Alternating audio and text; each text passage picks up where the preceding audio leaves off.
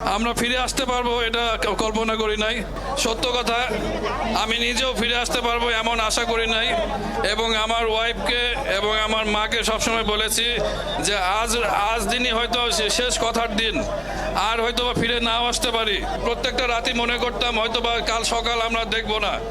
এই যে আপনাদের জানা মতে গত মাসের 12 তারিখে আমরা ওখানে দুর্ঘটনার মাধ্যমে আটকিয়ে যাই এবং আমাদের এসআর শিপিং এর ডিএমডি সাহেবের অক্লান্ত পরিশ্রম এবং বাংলাদেশ সরকারের বিশেষ অবদানের কারণে অতি দ্রুত সময়ে আমরা ফিরে আসতে পেরেছি। এবং এর সঙ্গে আপনাদেরও সারা বাংলাদেশ জাতির অবদান ছিল, এটা অনস্বীকার্য। এজন্য আমরা আবদুল্লাহ জাহাজের সকল নাবিকগণ চিরকৃতজ্ঞ। এবং অভিজ্ঞতার কথা, এটা এক ভয়াবহ অভিজ্ঞতা, কারণ যে এটা এইভাবে ভাষায় প্রকাশ করা সম্ভব নয়।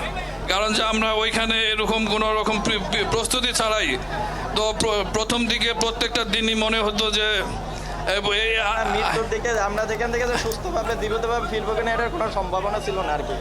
তো আমরা প্রথম থেকে খুবই আতঙ্কিত হয়েছি ওদের কাছে।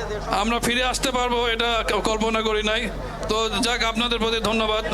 আমরা সারা বাংলাদেশের মানুষের প্রতিও কৃতজ্ঞ, তারা সবাই আমাদের জন্য দোয়া করেছেন আর সবাই এখানে এসেছেন দেখে অনেক খুশি লাগছে আর কি। মানে এরকম তো আর কখনো হয়নি যে, তো শুরুতে এরকম একটা ইয়ে পেয়ে আমরা অনেক বেশি খুশি, অনেক বেশি উচ্ছ্বসিত, সবার প্রতি অনেক বেশি কৃতজ্ঞতা। আসসালামু আলাইকুম। না, ঠিক আছে, ধন্যবাদ।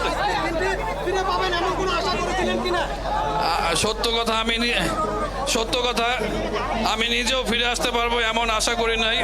এবং আমার ওয়াইফকে এবং আমার মাকে সবসময় বলেছি যে আজ দিনই হয়তো শেষ কথার দিন, আর হয়তো বা ফিরে নাও আসতে পারি।